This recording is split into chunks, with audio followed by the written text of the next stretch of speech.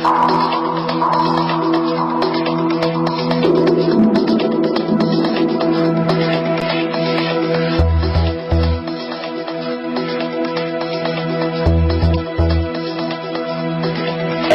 vous propose Dans le vif de la Constitution, une émission présentée par Anis Moulay et Asif Alaya.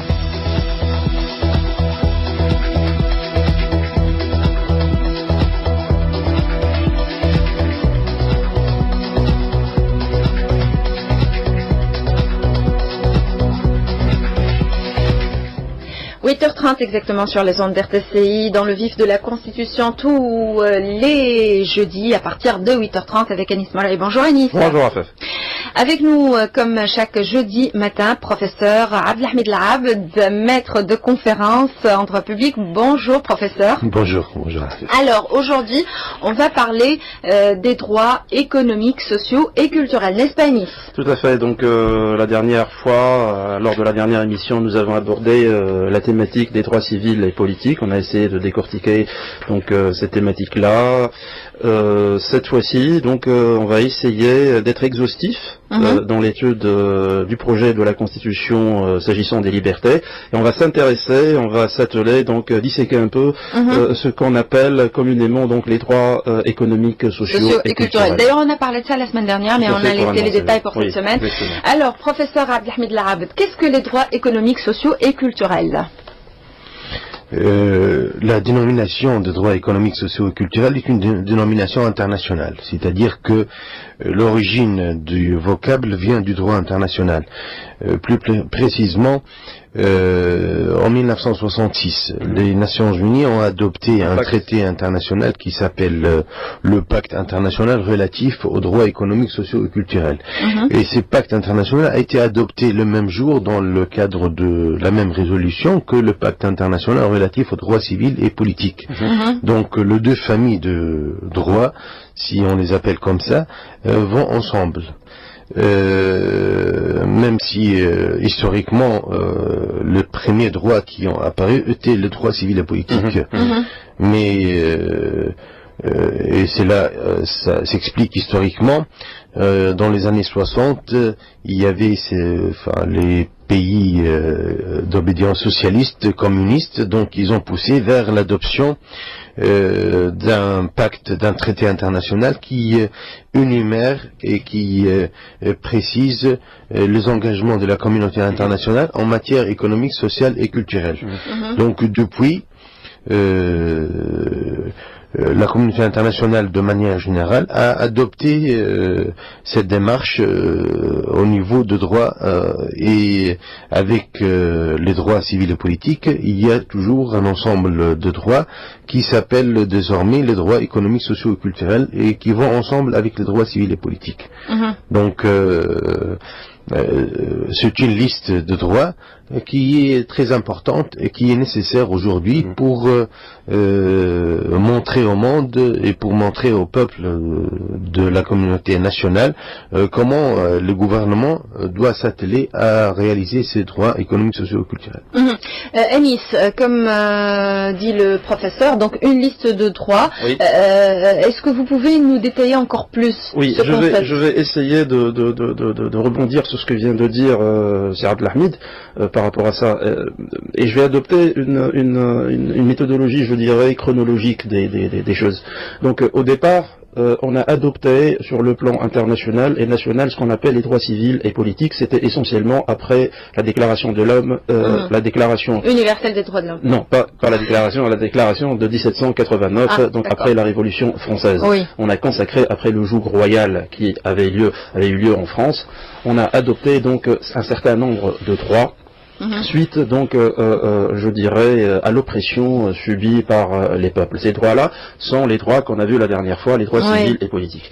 Puis on a avancé, je dirais, dans la modernité, on a avancé un peu dans le temps, et un autre besoin s'est fait sentir. C'est le besoin que l'État devrait fournir certaines prestations, et que ces prestations-là, qui sont d'ordre pécuniaire, c'est le fait par exemple d'obliger l'État à construire des hôpitaux pour donner la possibilité à ses citoyens de se soigner gratuitement. C'est le fait par exemple de garantir le droit au travail. C'est le fait aussi à l'éducation.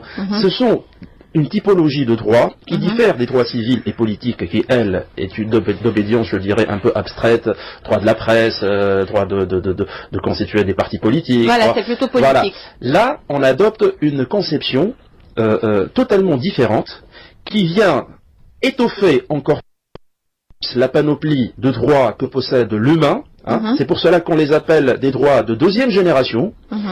Et en matière d'opposabilité vis-à-vis de l'État, l'État est obligé, à travers ses services publics, les ministères, donc les organismes que gère l'État, de fournir une prestation. Donc l'État est, dans ce sens, un peu débiteur. D'accord. Il est un peu débiteur parce que il est obligé de mettre la main dans la poche pour investir dans des infrastructures, dans une logique donc qui offre une certaine prestation par rapport à l'État. Ce projet de la Constitution AFEF, comme on va le voir, il a été un peu, je dirais, il a évolué un peu par rapport à la Constitution de 1959, parce que dans la Constitution de 59, le rapport en matière de droits économiques, sociaux et culturels était un idéal à atteindre, et on a mis ça dans le préambule de la Constitution. Donc l'État n'était pas réellement redevable de ça. Pourquoi? Pour une raison très simple, c'est que l'État n'avait pas les moyens pour qu'on lui impose le fait de financer des activités économiques et sociales. Actuellement, on peut dire que c'est une avancée dans ce projet de la Constitution. On a clairement annoncé que ces droits-là sont opposables à l'État et devraient être exercés partout et pour tous les citoyens. Juste une explication par rapport à ce qu'a dit Yanis en ce qui concerne la Constitution de 1959.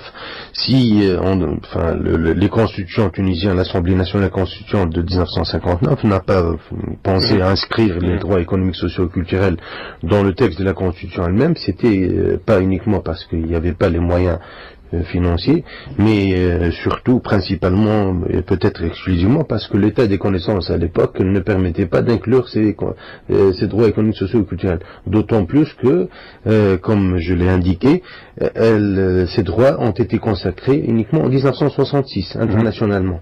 Donc, ce qui précède, avant, on ne peut pas prédire ce qui va se passer en 1966. Donc, c'est pour cette raison que, aujourd'hui, dans le projet de constitution qui est soumis aujourd'hui à discussion, il y a exactement 11 articles qui énumèrent quels sont les droits économiques sociaux que le gouvernement tunisien, l'État tunisien avec le gouvernement dans le sens large du terme, c'est-à-dire l'exécutif, le législatif et le judiciaire, se proposent de protéger. Et cela épouse un peu les tendances internationales en la matière. Par exemple, c'est un peu la démarche qui a été adoptée par certains autres pays qui ont vécu de transitions entre guillemets démocratiques, comme la Pologne. Par exemple, j'ai devant moi par exemple le projet la Constitution de 1997, aussi récente, de la République de Pologne, qui consacre tout un chapitre aux droits économiques, sociaux et culturels. Donc c'est une tendance nouvelle, et aujourd'hui ça fait partie de la panoplie de quelque chose qui est communément admise. Donc là, pour terminer cette partie consacrée à la définition des droits économiques, sociaux et culturels, et pour passer à la suite, les identifier dans notre projet de constitution, est-ce que vous pouvez nous rappeler brièvement quelle est la différence avec les droits civils et politiques? Justement, on vient de le dire à FEF par rapport donc à ces différences-là. En matière de droits civils et politiques, l'État ne fait que constater donc l'existence de ces droits-là et les autorise. C'est-à-dire, pourquoi? Parce que la nature même des droits civils et politiques est une nature qui est, je dirais, elle est abstraite. Elle concerne donc des droits, je peux même dire donc des droits extra-patrimoniaux qui ne concernent pas donc le patrimoine de la personne, qu'est-ce que la personne va débourser. Par contre, en matière donc des droits économiques, sociaux et culturels, il s'agit de prestations que l'État devrait fournir, et le citoyen possède le droit de demander à l'État de lui fournir ces prestations-là. Voilà, de les concrétiser. Exactement, de les concrétiser.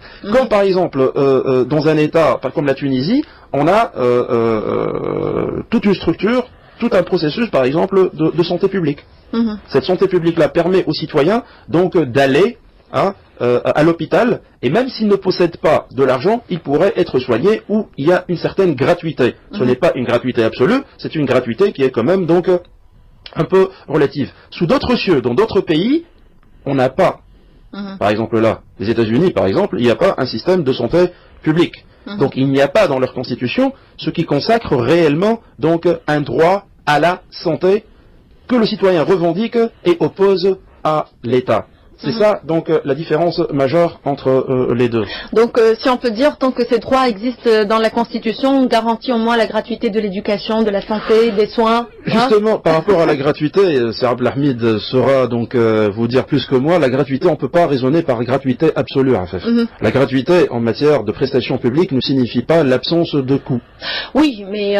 Elle est relative dans le sens où ce que le citoyen paye pour l'éducation de ses enfants, pour son instruction à lui-même, pour aller donc se soigner dans un hôpital public, ce qu'il paye ne couvre pas la totalité des charges donc, qui sont prises par l'État. L'État, voilà. C'est ça la gratuité. Alors, professeur, comment nous pouvons les identifier dans ce projet, dans le projet actuel de la Constitution, les droits économiques, sociaux et culturels? Vous savez, c'est simple, très simple, parce qu'il faut lire uniquement le texte du projet de Constitution, c'est-à-dire précisément dans ce projet les articles de 37 à l'article exactement 47. Il y a une liste de droits que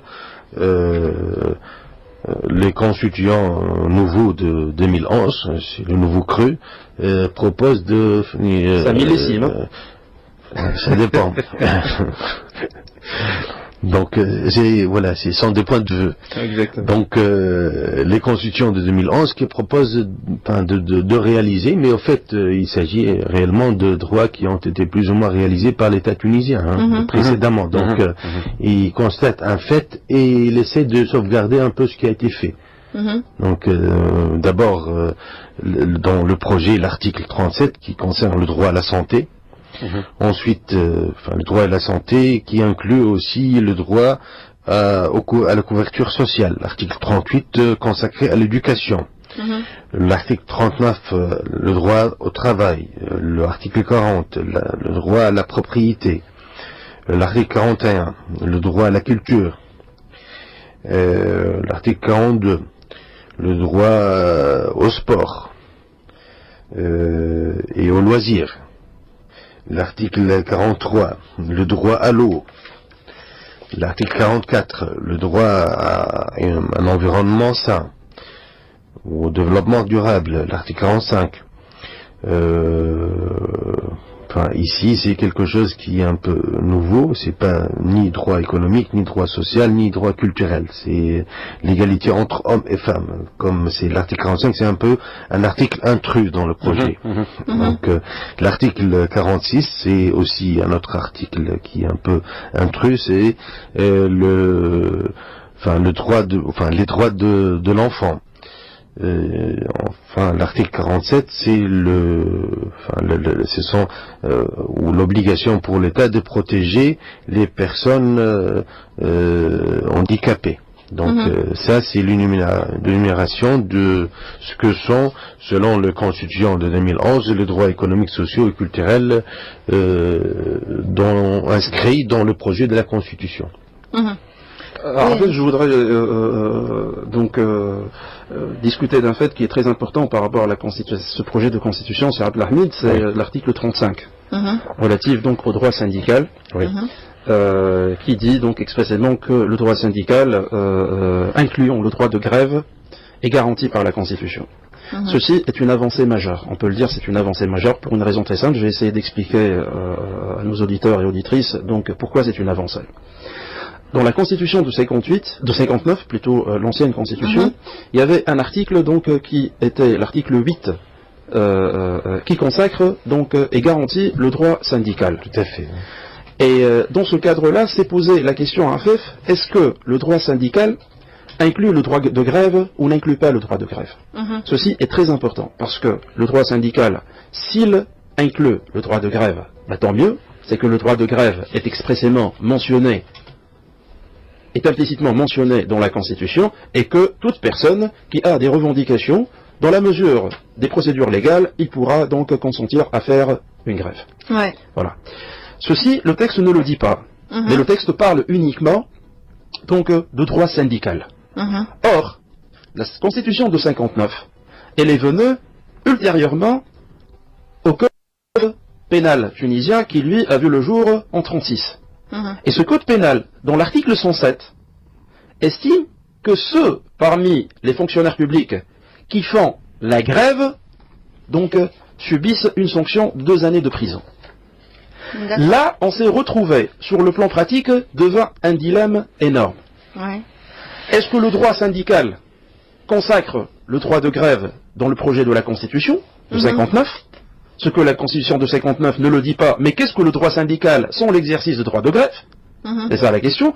Et d'autre part, ceux qui vont faire la grève subissent donc les affres et le joug de l'article 107. Et l'exécutif de l'époque, Bourguiba et même Ben Ali, a essayé donc de jouer sur cette contradiction apparente. Parce que normalement, si on consacre que le droit syndical consacre le droit de grève, cela signifie que cette disposition 107, elle est anticonstitutionnelle. Parce qu'elle est légale et elle devrait donc respecter la Constitution et être supprimée. Chose qui n'a pas été faite par l'exécutif. Il a fallu toute la jurisprudence du tribunal administratif pour essayer de équilibrer entre les deux dispositions. Là, on a tranché l'affaire. Là, on a consacré expressément que le droit à la grève dans le projet de la Constitution sera consacré de façon claire, nette et sans équivoque. C'est une avancée majeure qu'on salue, même si, lors des travaux de l'Assemblée nationale constituante, s'agissant essentiellement de la commission relative aux libertés, on a essayé quand même, par rapport au droit de grève, de le conditionner. D'accord. Mais l'opposition a essayé quand même de presser, elle a fait un travail important pour que l'article 35 déclare exactement ne soit pas conditionné. Voilà. D'accord. Pour vous, professeur Abdelhamid Larabd, est-ce que vous pouvez nous donner encore des avancées majeures dans ce sens, dans ce domaine, donc les droits économiques, sociaux et culturels, dans ce projet de constitution? Enfin, si on peut parler comme ça d'avancée majeure dans le projet de constitution, d'abord l'avancée majeure c'est de citer ces droits économiques, sociaux et culturels. Donc le fait de les citer, ça démontre que la volonté un peu de constitution tunisien, c'est de placer ce droit sur un plan très élevé, c'est-à-dire dans la norme suprême du pays, dans la constitution. Donc le fait de le consacrer sur le plan constitutionnel, sur le plan formel, ça constitue déjà en lui-même une avancée. Donc cela va permettre plus tard, il est censé permettre aux citoyens de poursuivre certaines actions pour concrétiser réellement ces droits. Donc ça permet aux citoyens de éventuellement demander à ce que le gouvernement qui vont venir par la suite et qui prendrait en charge la mise en place de cette constitution mettrait tout en œuvre pour réaliser ce droit économique, social et culturel. Donc sur le plan juridique, sur le plan formel, les citoyens aujourd'hui, peut-être si le projet sera consacré, auront les moyens, au moins juridiques, de se référer à ce texte qui est la loi suprême du pays pour demander à ce que ces droits soient réalisés, soient consacrés. Effectivement, donc. Il y a quand même donc quelques dispositions, c'est Abdelhamid, qui sont un peu, donc, je dirais un peu amusantes. L'article 43, par exemple, qui parle que le droit à l'eau est garanti.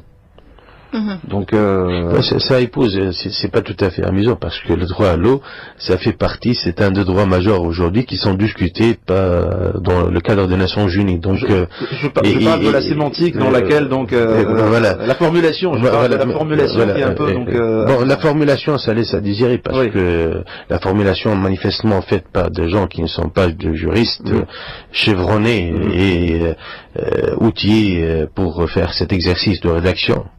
Donc ça c'est évident parce que ça c'est clair net. Aussi à travers l'emplacement des articles, etc. et le choix de mots et la façon de rédiger, c'est un texte qui doit être amélioré encore.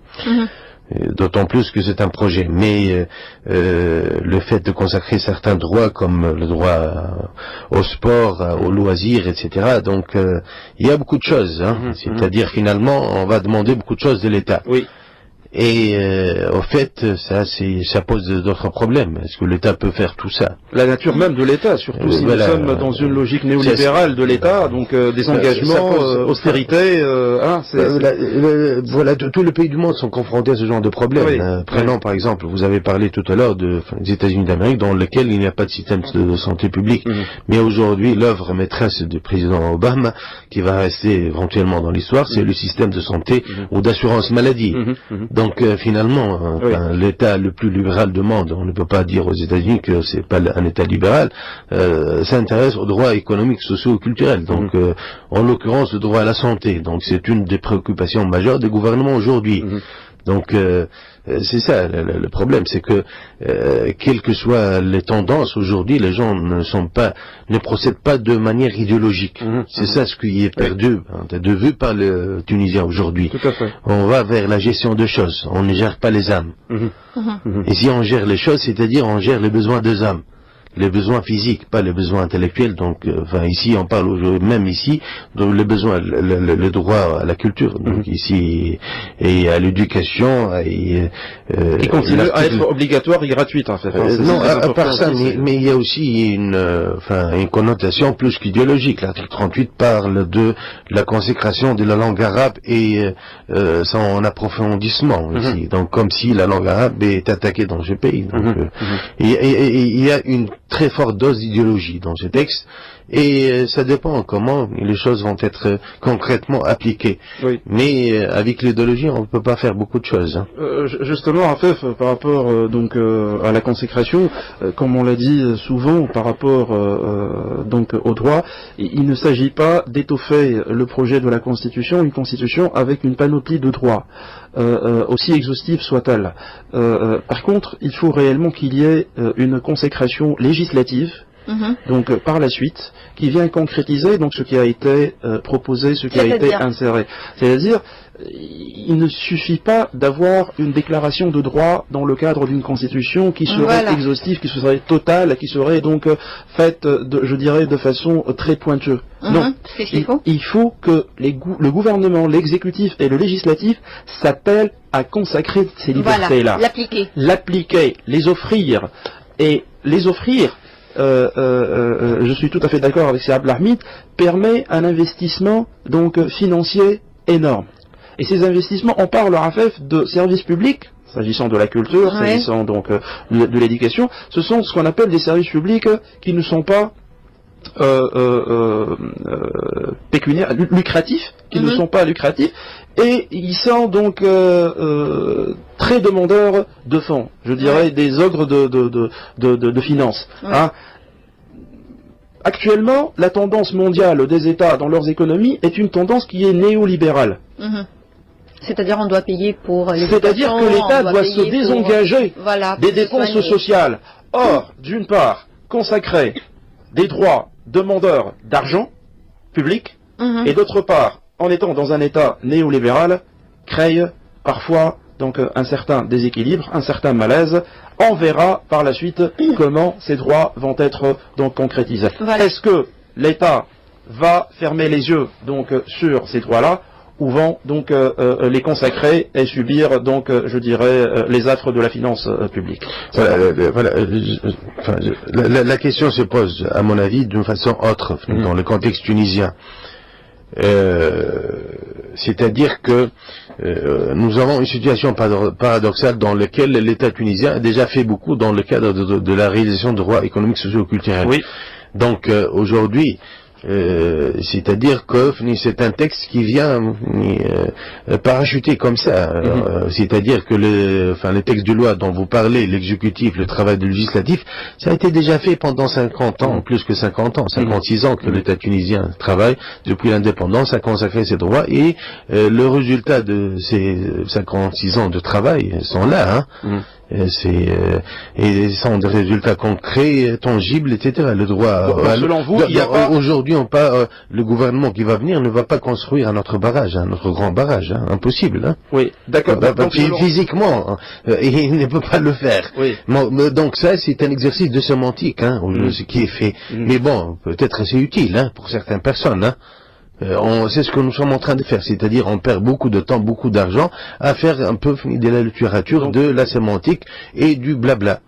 Sarah Abdelhamid voudrait dire simplement que il n'y a pas de gloire à concrétiser ce qui avait été acquis. Ouais. Voilà, exactement. Voilà, donc ces droits existent déjà. Ces droits existent, on les a consacrés, mais bon, on peut dire aussi... Le problème qui se pose aujourd'hui à Nice, c'est comment continuer sur un chemin qui a déjà prouvé porter ses fruits. Donc le problème, c'est comment améliorer. Aujourd'hui, il y a un problème des qualités, il y a un problème de prestations. Comment réellement les prestations sont-elles faites? Aujourd'hui, nous allons aux écoles, aux institutions universitaires. Le problème, c'est que les étudiants tunisiens délaissent les bancs de faculté, ils n'assistent pas aux cours. Donc il y a un autre problème qui se pose, c'est pas le fait que l'État n'offre pas aux étudiants ni la possibilité d'avoir des facultés et des enseignants, mais c'est les étudiants qui choisissent de ne pas assister, de ne pas profiter de ce que l'État leur offre et ce que leurs parents ont payé très cher pour leur offrir. Parce que les autres ont trimé toute leur vie pour leur permettre d'avoir des écoles, etc. Donc ça c'est notre problème, c'est un problème majeur. Ce sont les vrais problèmes auxquels les pouvoirs publics doivent s'attaquer aujourd'hui. Raphaël, je voudrais juste terminer par une disposition qui est très importante aussi et qui déborde un peu sur les droits de deuxième génération que sont les droits sociaux, économiques et culturels et qui empiètent sur ce qu'on appelle les droits de la troisième génération. Parce qu'actuellement, on a des droits de première génération, les droits civils et politiques, les droits de deuxième génération, les droits économiques, sociaux et culturels que nous sommes en train donc d'en débattre actuellement. Et puis il y a un troisième type de droit, c'est les droits de troisième génération, parmi lesquels une consécration a été faite dans le projet de la Constitution, c'est le droit à un environnement sain. C'est le droit à un environnement sain, ce qui est très important dans un contexte de, je dirais, pollution énorme, sonore, de déchets matériels, de déchets organiques. Le fait de revendiquer ce droit-là aura certainement un impact très important dans la gestion, je dirais, d'un environnement qui devrait être davantage plus sain, alors que on pollue de plus en plus. Oui. Alors, cette partie consacrée aux droits économiques, sociaux et culturels prend fin. La semaine prochaine, on abordera quel thème, Enis? La semaine prochaine, on va commencer des thèmes très importants. C'est l'Assemblée du peuple. On va aborder durant les 3 prochaines émissions 3 thèmes majeurs. L'Assemblée du peuple, c'est-à-dire le pouvoir législatif dans le projet de la Constitution, qui sera suivi par la présidence du gouvernement comme institution, et puis la présidence de la République, c'est-à-dire finalement donc l'exécutif et le législatif. L'exécutif avec ses 2 têtes, le président de la République et le chef du gouvernement, et donc le législatif, leurs prérogatives, leur mission, leur mandat, leur façon d'être élu. On va s'attaquer un peu, selon le projet de la Constitution, c'est un peu donc le régime politique du projet de la Constitution tunisienne. Voilà. Merci beaucoup, merci professeur Abdelhamid Labed. On remercie également Nawel Saïdi pour sa collaboration technique. À 9h, le flash de l'actualité vous sera présenté par Slahdin Bembarek. Fatra Bnafef vous salue et puis on se donne rendez-vous la semaine prochaine. D'ici là, portez-vous bien, passez une excellente journée. Au revoir.